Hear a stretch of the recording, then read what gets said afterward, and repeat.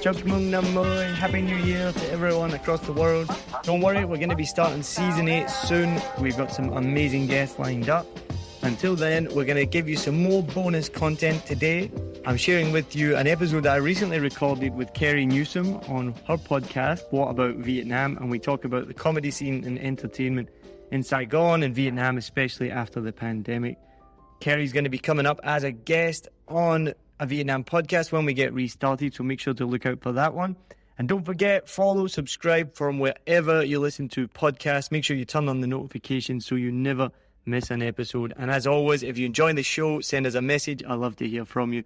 So enjoy this special bonus episode, a PodSwap with Kerry Newsome, where I was interviewed on her podcast, What About Vietnam? Enjoy! What About Vietnam? A podcast with Kerry Newsome. The series where Kerry talks with travellers about their experiences and adventures. Find out more about Vietnam from the people who have actually been there. What about Vietnam? Whether it's adventure, exploring the culture and cuisine, shopping, or just soaking up the sun. Let Kerry and her travellers pave the way for a magical holiday in Vietnam. What about Vietnam?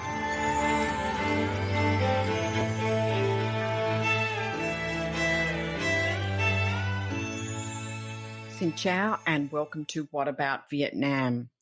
I'm very excited about this year. This is our first episode for 2022. I'm excited because I think we're going to be able to visit Vietnam as the airlines announce just this week, opening up flights to the UK, Europe, US and Australia. I'm thrilled to have my guest Neil Mackay on the show, a stand-up comedian located in Saigon. He's going to be talking to us about the comedy scene in Vietnam. I'm also thrilled to have him on because he does what I do. He's a podcaster. He's based in Saigon and he's been running 7 Million Bikes podcast since 2019. And another one called Did That Really Happen? A funny guy, very talented, interesting, and going to give us some background to just how the comedy scene has developed in Saigon over the last few years. He's been a big part of that and played a very instrumental role. He likewise is going to give us all some insights just how to COVID has affected that, with 2020 being a year where it was, all up and happening, to 2021 literally being shut down. So, while it's been in hibernation, it's certainly not going away. The comedy scene is definitely there to thrive. And I'm very excited to have Neil on the show to give us some insights. Please welcome him to the program. Hello, Neil. Welcome to What About Vietnam? Hello, Kerry. Thank you so much for having me. I'm excited to be on too. Look, I don't know really where to start, but I'm just going to kind of throw up the first things that come to mind. And that kind of starts with someone arriving into Saigon, and they have done all the great things that you can do from Saigon, and whether or not that's going to the Mekong Delta, whether on that, we said doing the Coochie tunnels. There's lots and lots of things to do, and we talk about that on other shows. But when it gets to nighttime and it's still hot, but, the Vietnamese, as soon as it gets dark, something I've noticed is everybody comes out. And there's a lot of a out and about kind of feeling. So tell us a little bit about how people would find entertainment. And I'll just preface that with entertainment that is maybe more for Westerners, so English-speaking entertainment, and more about comedy, because I figure you've got a lot to talk about in the comedy scene.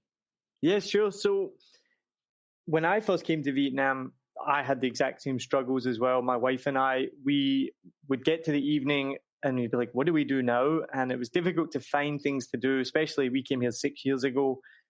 and you're used to kind of Western style entertainment, right? And especially English language speaking entertainment. So we struggled a lot for a long time. And so there is obviously things you can do as a tourist. You can go on a food tour. You can be like a local and go sit on a street corner and drink beer on a plastic stool. And all of that's super fun. But if you're here long enough or you just want something different, you kind of really have to seek out that entertainment. But it's gotten a lot better over the years. I like to think I've been part of that as well. But not just me as well. Like there's so many people doing so many amazing things. So now you can find music, quiz nights, and like you mentioned as well, comedy as well. And, comedy probably wouldn't be the first thing that I would think about, but I love comedy clubs. And I know you've got 7 Million Bikes as your podcast, but also it's aligned, I think, and I'm hoping you're going to share with us, aligned to your comedy shows because you're a stand-up comic. I mean, let's get this out there, people. This guy is funny and funny on stage. So, what you're hearing in this podcast might be serious, Neil, but he does have another hat, and that's on stage as a stand-up comic. So talk to us about the comedy scene and, a bit of history, bit of, where is it heading, lockdown, blah, blah, blah. Well, thank you very much. First of all, yeah, I still find it weird when people call me funny. And even last week, I sent a video to my best friend. I've known him since I was 5 years old. I sent him a video, just a short clip of me on stage. And his response was the best ever. He said, "When did you become funny? You weren't funny in school." Thank God you've grown into that. Only your best friend can tell you that, right? I just thought it was brilliant. Exactly. But no, so the history of comedy here is quite amazing. So when we first came here 6 years ago, and my wife and I, we lived in Australia. We loved stand-up comedy in Australia and New Zealand. I'd loved it all my life. And then we found out about an open mic here called Brian and Diana Do Shows. And so we went to that, and it was just great to see stand-up comedy again. And I wasn't even doing it at that time, but I'd been wanting to do it for years and years. And then we found out more about shows by a guy called Ben Berraby. He'd been putting on shows. And there actually had been a group here called Saigon Comedy or Comedy Saigon. And Saigon Funny People? Saigon Funny People. They came afterwards, but before them, there was something else. And they were bringing over international comedians, but quite sporadically. But there was a history of international comedians coming here. And so from there on, we started going to comedy shows. And then I started doing comedy myself. And like most comedians around the world, they just want to be on stage more, and it can be quite difficult to get stage time. It's the biggest thing for any comedian. And so what a lot of comedians do, and I did the same, they end up putting on their own shows. So I was like, I wasn't getting on stage as much as I wanted. I had a background in event management. I knew how to run an event. I was like, I want to put on my own comedy show. And then luckily partnered with an amazing bar in District 1, just near the Bintan market, near the Bintan food market. It was a craft beer bar. I love beer as well. Was becoming friends with the owner. It was with Fuzzy Logic. It was a hop shop. And so that was the start of it. One of the things I think is my strength, and it seems kind of simple, but I know how to set up a room. And that was one of the things I really wanted to bring to make a quality show, was make sure that the room is set up properly. There's so many subtleties, like just small things like make sure everyone faces the stage, make sure the stage is a focal point. The lights are done properly, things like this that can make or break a comedy show. So I really focused on that. But then the other big focus was tourism, because this was back in 2019, and being near Bintan Market, I was like, right, we are going to get tourists in. And I'd lived in New York previously, and a big thing in New York, especially around Times Square, is the comedians go out during the day and they flyer. I've heard they even do this in Thailand. If you want to perform at the Thailand open mic, you have to flyer for at least an hour outside the venue. So I was like, oh, gung-ho. I'm quite okay with publicity and promotion. So I was like, right, all the comedians, we're all going to go around Bintan Market and we're going to give out flyers, and I had flyers printed. Most comedians hate that shit. They don't want to do that. And so most of them like backed out. A couple of them were like, yeah, no, I'm not doing that. And I was just kind of like, yeah, well, I'm going to do it. So I went around Bintan Market, handing out flyers like a weirdo, walking up to strangers, like, here, we got a comedy show tonight. But to me, like, I'm not too bothered about doing that kind of thing. And because I'd seen it in New York and I knew it happened in Thailand, I was like, this is what you do. And one of the best things was, sure enough, an Australian couple showed up at the comedy show because I'd given them a flyer. And they were the loveliest couple. They were from Perth. They loved comedy. They're like, we go to stand-up comedy shows all over Australia. We love going to the Perth Comedy Festival. And the thing about the Saigon comedy scene, and it's changed now, and we can talk about how and why it's changed, which is obviously pandemic related. But at that time, and for the next year or two, the standard was, and still is, but was especially so high. And I know I'm biased. Wow. I know I'm biased to say that. But I know because people would come to the shows and the most common thing we would hear nearly after every show was, wow, I never expected it to be that good. And this couple that came from Australia, they were like, we go to the Perth Comedy Festival and that was as good as anything we go to in Perth. So we knew we had good comedians here. I knew I could put on a good show. We had 20 to 30 people at every show. The feedback was always amazing. And it was always the same thing. Like, I think people come, you're in Saigon, you think you're going to get some amateur comedians, which we all are, but you think you're going to get some probably like pretty bad comedy. I think, I don't think there's bad comedy, but there's definitely awkward comedy. So I hate it. And I'm sure you're the same when you go, and there's not just that there's no laughs, like that's fine if there's no laughs, but if the comedian makes it awkward, then it's just a horrible experience. And I've had that before where you're sitting there and you're like, oh my goodness, he's been going on for 15 minutes now. And I can't wait. When's he going to be over? Yeah, exactly. So you can watch a comedian and they're not very funny, but you're still enjoying the experience, you know. Exactly. So, but our comedians were funny and the room was just rollicking with laughter. And so that was the beginning of it, was really focused on tourism, being around Bintan Market.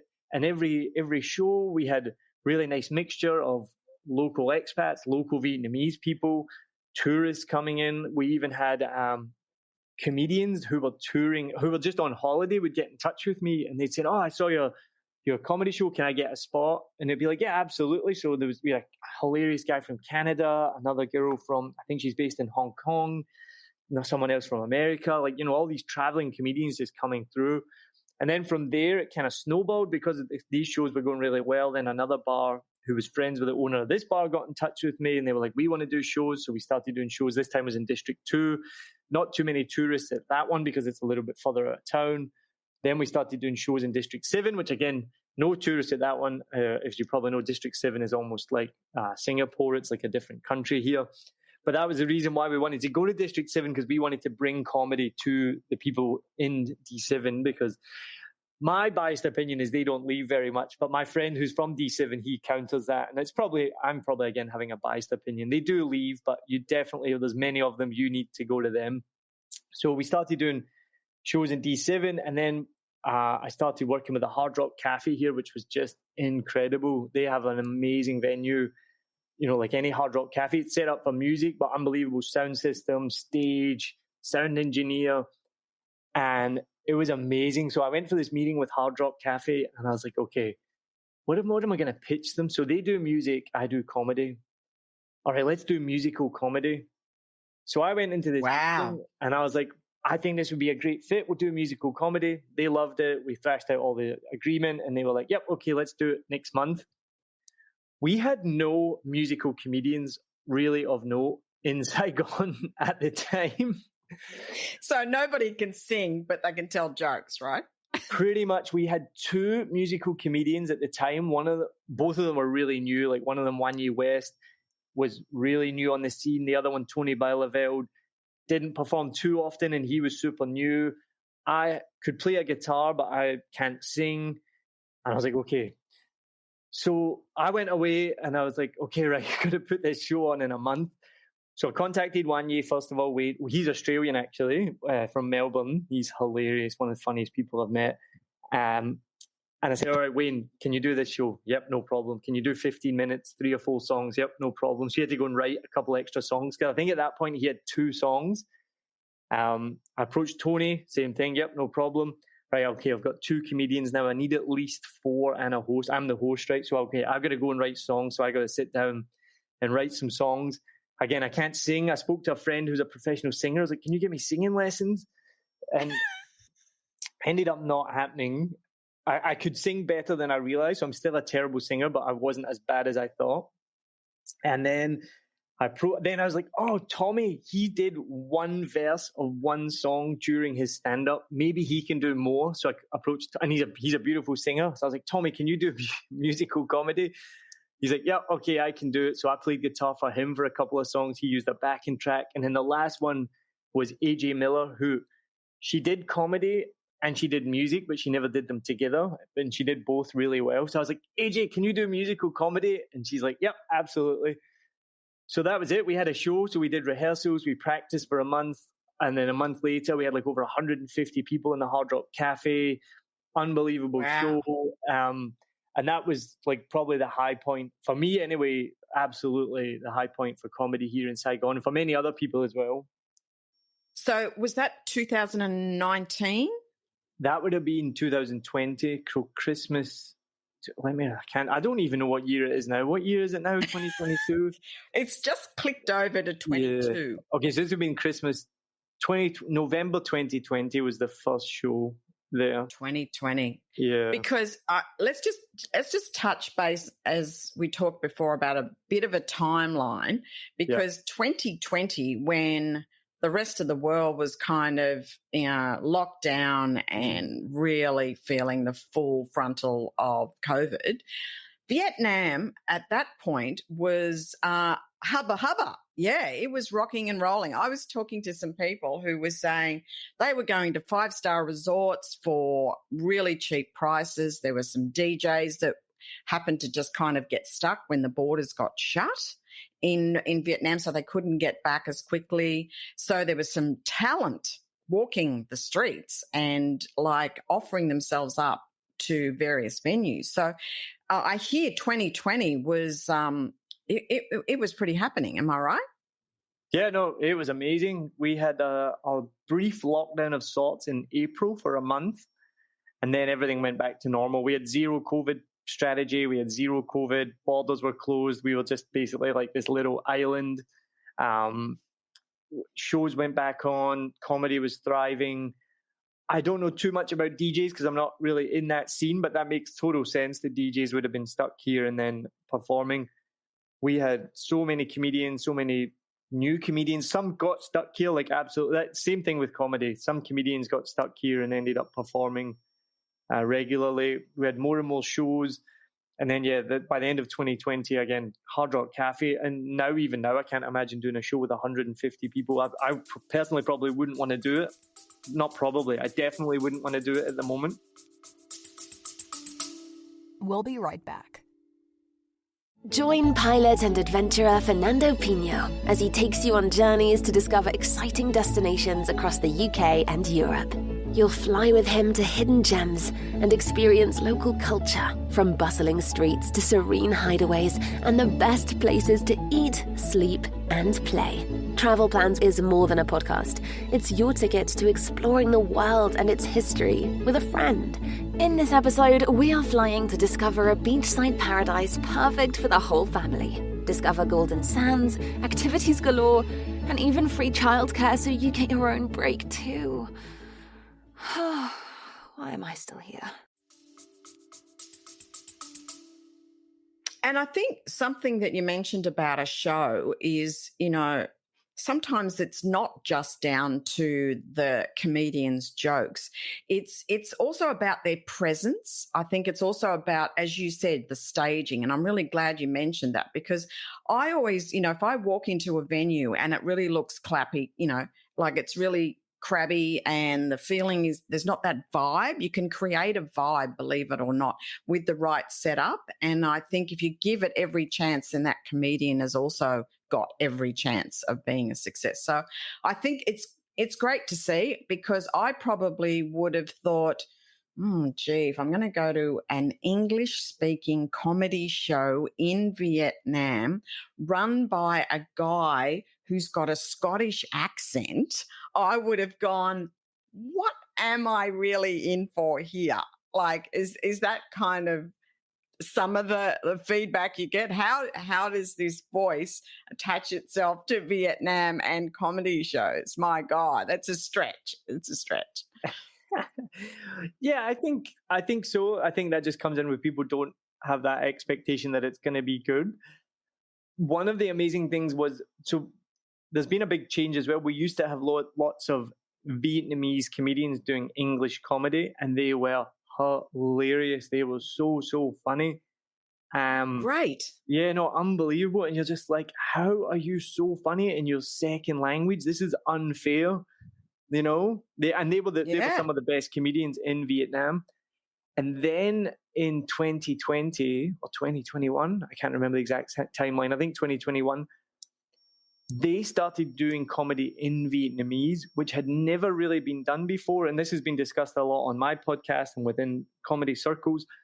So to do comedy in Vietnamese is really, really difficult because of the language, because of the jokes just don't translate. And if you check out my podcast, I talked to Vu Minh Tu, who's a Vietnamese comedian, and she's not performing at the moment, but she's one of the best again.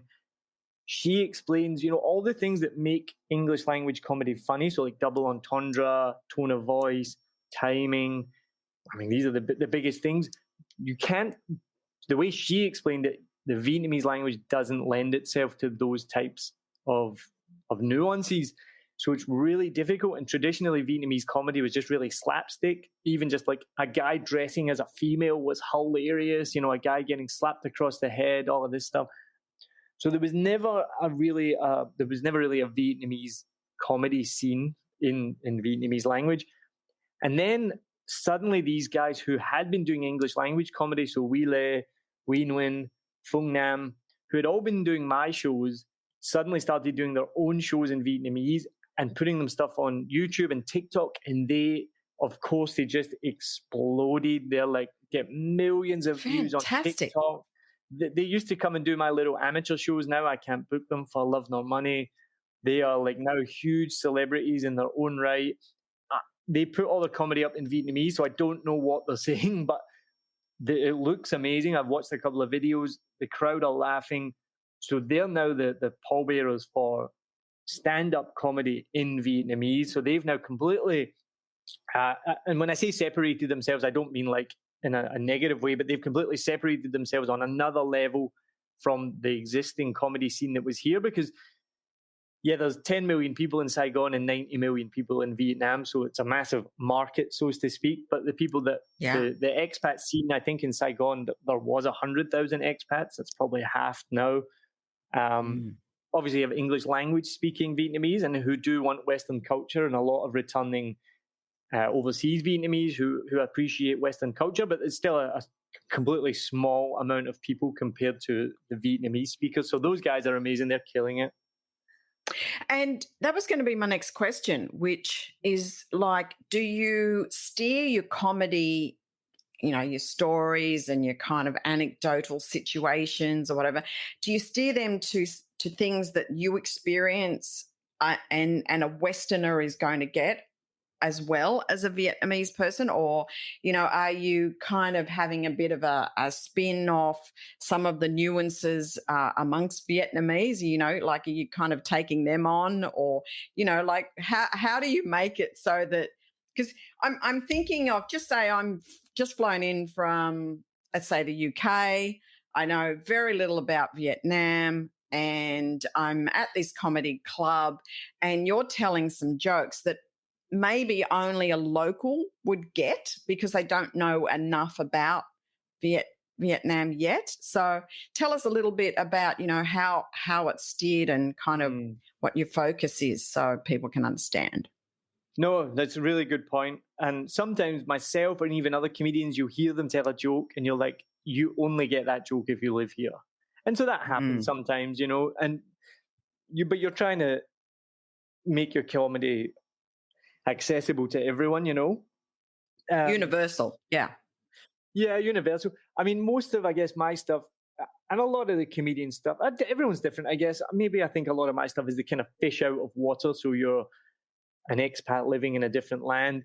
So the fine line as well, and I've had positive praise on this from local Vietnamese, which I really appreciate, is being respectful of the local culture. So you always want to make sure that you're not making fun of them for but you can make Yes. fun of them. So it's like Which a is why fine I line. asked.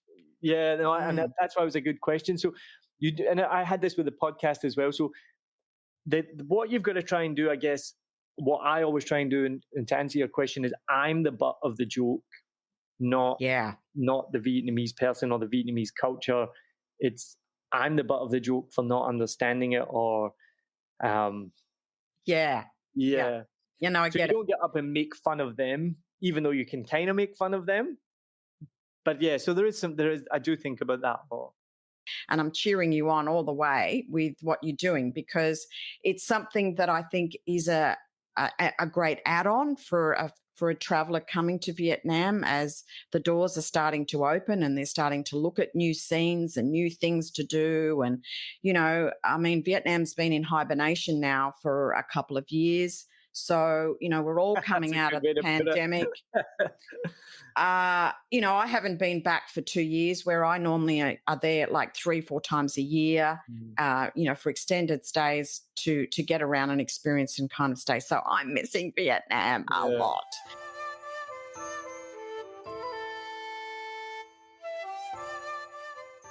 How do I direct, or how do people find these gigs? Where do they go? Is there other places they advertise? Because I've never seen it in the hotels or anything yet.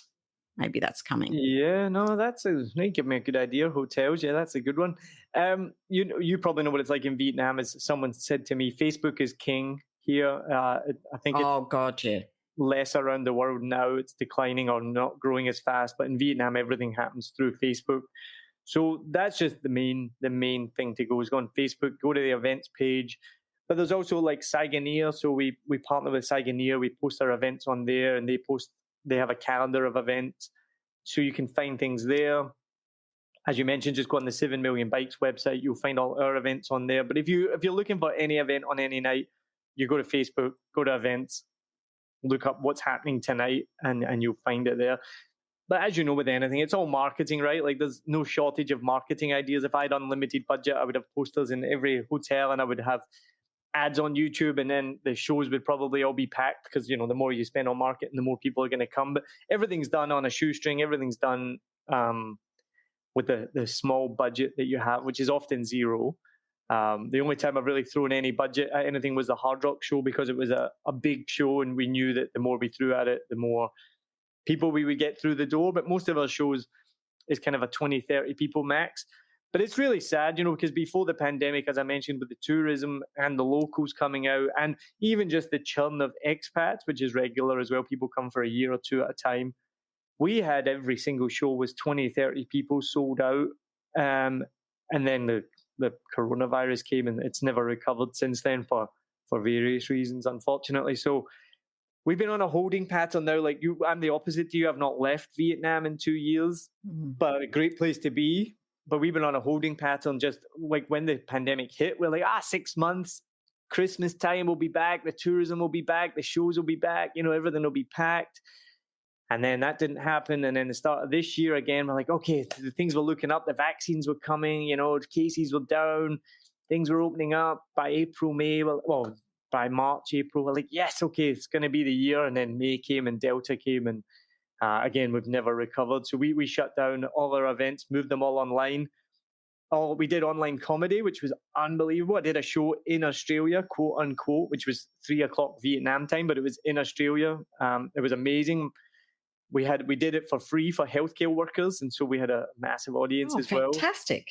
Okay. Yeah, that was a connection through my sister. As I mentioned, she's in the healthcare industry in Victoria, so she opened it up to all her kind of healthcare professionals, and we offered it to them for free. So that was incredible. And so we moved everything online. We were doing weekly quiz nights. We were doing comedy nights. Everything was amazing. And then October 1st, the government opened up the country. So nobody wanted to be online, but we couldn't do events either. So that was crushed. So we went from being online to offline to nothing, offline to online to nothing. And just now, shows are finally starting to recover. So I'm doing my first comedy show, hosting my first comedy show in like 9 months next week. I'm performing this week not for the first time, but I'm performing this week at somebody else's show. There's a whole bunch of other showrunners here that all put on comedy shows. And so it's getting exciting again. But like everything, there's a I think we're all just scared to see what's going to happen next. So hopefully nothing happens, but we'll see how it goes. Yeah, and interestingly enough, I was talking to someone in Vietnam earlier this morning, and they were saying that the government is talking about now counting hospital numbers rather than case numbers.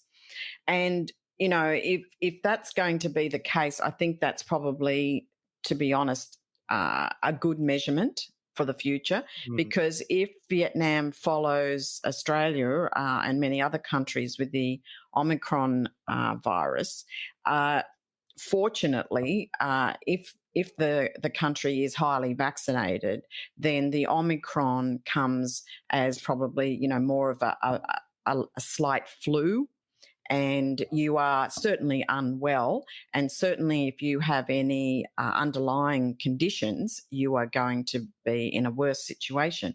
But so far, Omicron is not our biggest issue with hospitalisation. So I can only cross my fingers because, as you know, I'm in the travel industry. What an industry to be in this era.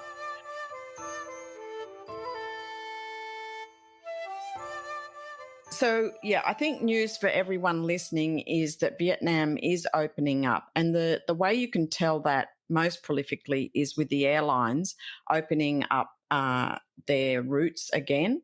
And that's already happened. The 1st of January was a big release with Vietnam Airlines, Singapore Airlines in January as well. Bamboo is going to be flying out of Melbourne, and we're waiting for the release of dates there. But certainly Vietnam Airlines has started selling. I think just for people to be aware, it is a situation to watch, and I'm hoping your comedy shows and events can continue and as they are. And I'm sure Vietnam is going to embrace that because they know they're going to have that kind of entertainment when everybody does come back, because, you know, everyone's going to be wanting to get out there, have fun, throw off the Omicron badge, you know, look in the rear vision to COVID and get out and have a good time. So, Neil, I want to say thank you again for coming on the show. It's been great to chat and really great to get an understanding of the comedy scene and, you know, what's going on in Saigon. I'm just, really grateful for your time and to learn a little bit more about what's going to happen and what I can come and do at night when I arrive in Saigon. First stop, I'm coming to a show. Awesome. Well, we can't wait to see you. Yeah, thank you so much for having me on. I could talk about Vietnam and comedy and entertainment here all day long. Thank you for listening. Check out the episode notes for more information. What about Vietnam? Don't forget to subscribe, rate and review, and stay tuned for more fun adventures in Vietnam.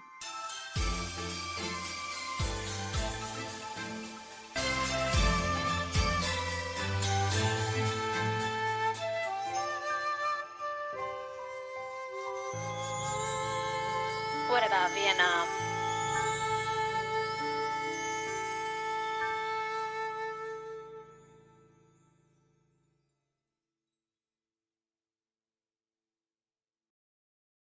I hope you enjoyed this episode. If you're like me, you may use your laptop at places where you have to use public Wi-Fi. This opens you up to digital snoopers. It's a massive problem. It can be your internet service provider, or you know who, looking at what you do online, or a cyber criminal trying to steal your bank passwords or credit card info, or even a hacker at the next table trying to steal your sensitive data. These days, it is vital that you keep your data safe. NordVPN keeps all of these snoopers away.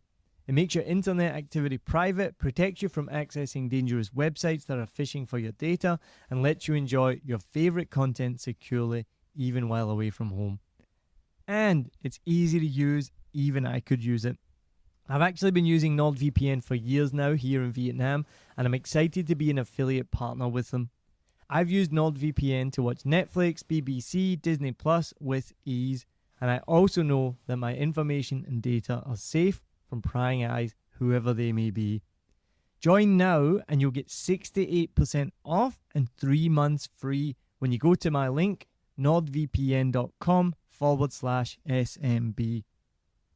Just again, for those hard of hearing, nordvpn.com/SMB. The link is also in the show notes. I know nobody checks them out, but go check that out and you can get the link from wherever you're listening to this podcast. As an affiliate partner, it also means that I will get a small commission when you sign up, but at no extra cost to you. So not only will you be getting a great deal through 7 Million Bikes, you get a great VPN and you'll be supporting 7 Million Bikes podcast. Stay safe online and enjoy the shows you love. Any questions, just let me know. You know how to get in touch with me. And thanks for listening to this show. Cheers.